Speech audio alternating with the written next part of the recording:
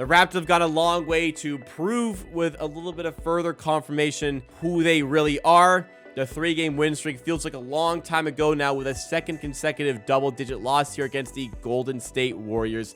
Let's break it down for you in tonight's post-game show.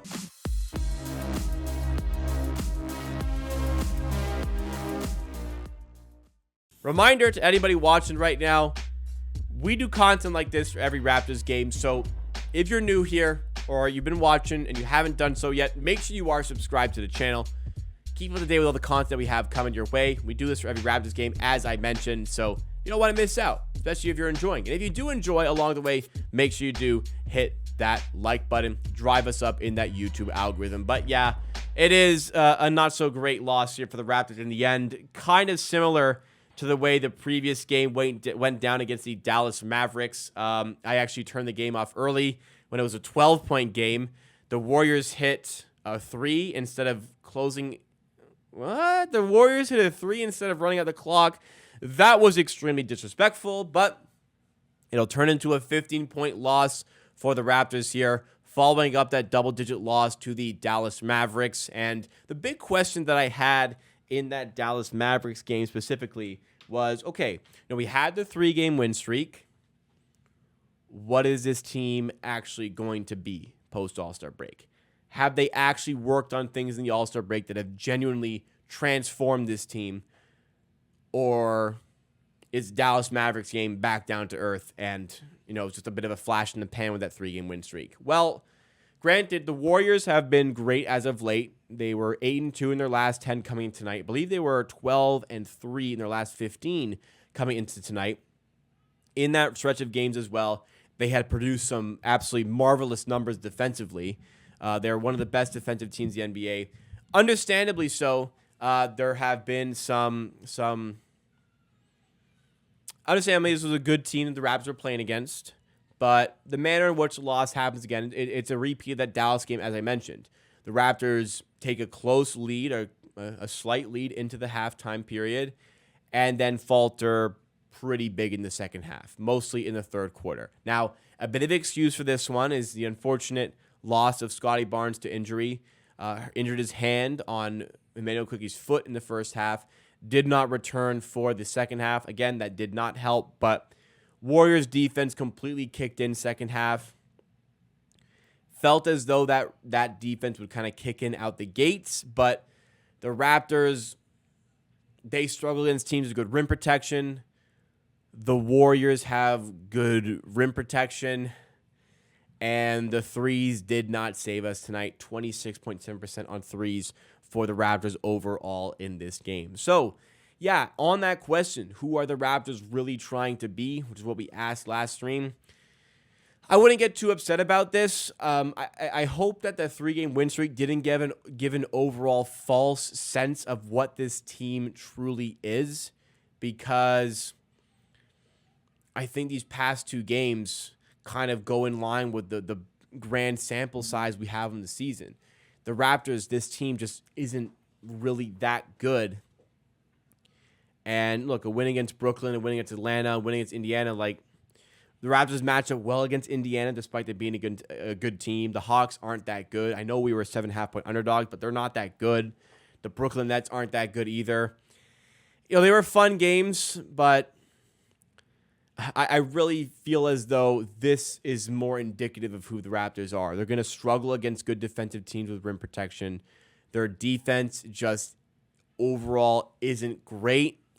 And teams that are good and have good players are going to take advantage. And unfortunately, that is what happened today at home against the Golden State Warriors. Kind of unfortunate that you have the 3-game win streak, then you come home and lose back-to-back, but that's just a position it is for the Raptors. And you know what?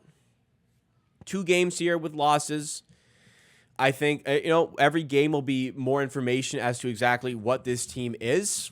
And the next game against these Charlotte Hornets will provide even further indication of what this team is. So, tough game against Dallas, tough game against Golden State. Kind of upsetting how they flop in the second half, the Raptors, despite having a lead at halftime. But the Hornets will present a very good opportunity for the Raptors to snatch a win. The Hornets look, if you're trying to be a team that wants to make the play-in tournament, that's a team you just got to beat. The Pelicans are a nightmare matchup for the Raptors on Tuesday, so if this team wants to be treated as serious in any capacity whatsoever for the final 22 games of this NBA season, that's really a game you got to win against the Charlotte Hornets at home. We've had difficulties against the Hornets, lost to them earlier this season, escaped defeat with a big comeback later on in the season.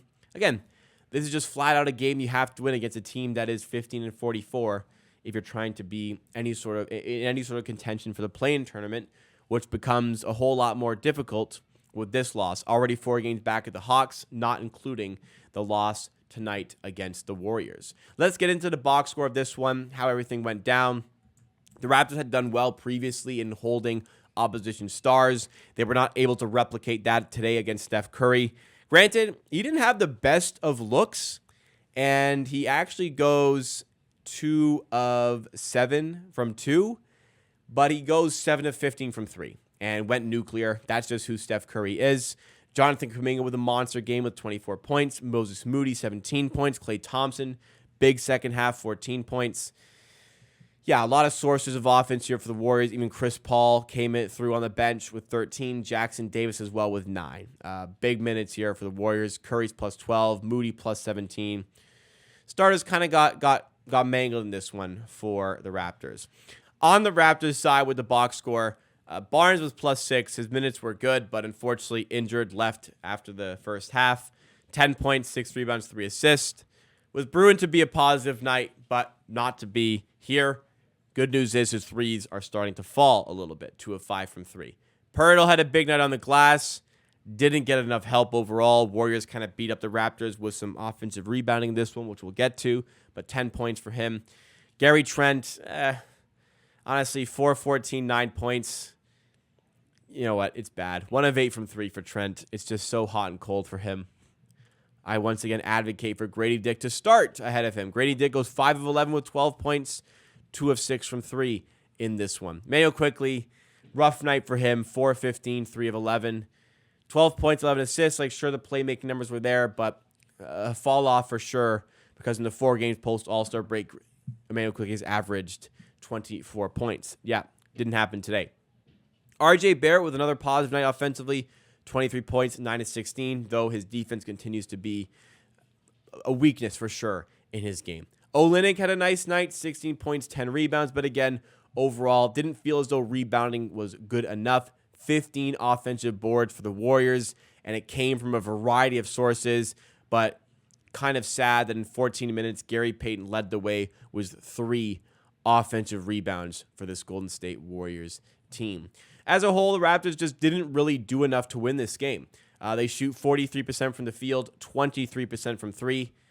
Warriors didn't have to be perfect from the field. They're 45%, but they do go 41% from 3, and that is enough to win this game. They marginally win the possession battle, but they just flat out outscore the Raptors efficiency-wise, and it is too much for this team to handle. So, yeah, I said after the 3-game win streak, I don't want to go overboard and say, wow, like, how good is this team after winning 3 games in a row? So I don't want to come out here and say, okay, 2 losses in a row. Yeah, this is what the team truly is.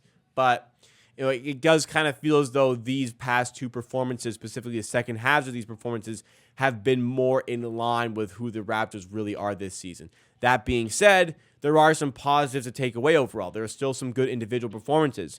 Playing in the second half without your best player is going to be difficult to handle regardless. And without your all-star, things can be difficult to handle for your team. So offensively, there's some good signs. Defensively, we kind of understand that there are going to be struggles with this team. And once again, they showcased themselves a little bit more today. So we have to recognize this team is just not tremendous. More work is going to have to be put in to try and rectify things going forward. But for the rest of the season, 22 games to go, I won't be expecting the world. Is this team good enough to challenge for that final play-in tournament position? Yes. Is there still a long way to go to get there? Absolutely. So hopefully that 3-game win streak didn't build you up and you're kind of crushed by this. again, this just kind of feels as though this is who the Raptors are. This is what they are. And I've kind of accepted it at this point. So, what did you make of the game? What did you make of the post-game show? Let us know in the comments. Let us know in the chat. But if you did enjoy, subscribe to the channel. Subscribe to the channel. And make sure you do drop a like on the stream as well to support the content here. We do content like this for every Raptors game, so you can also turn on the notification bell so you never miss out on any of the content. Plus, more content coming on the channels very, very soon.